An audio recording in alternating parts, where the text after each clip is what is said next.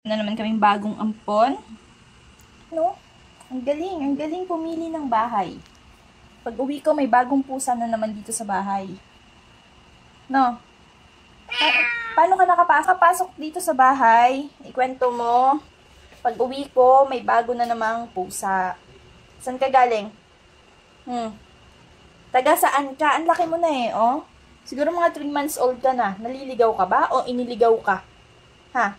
Tapos dito ka sa bahay namin pumunta.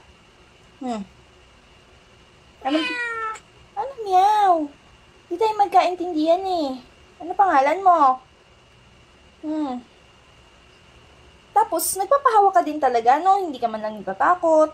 Feeling mo, taga dito ka. Meow! Ano? Meow! Taga saan ka? Sino pamilya mo? Bakit ito pinili mong bahay? Ha? Ay, pusa eh.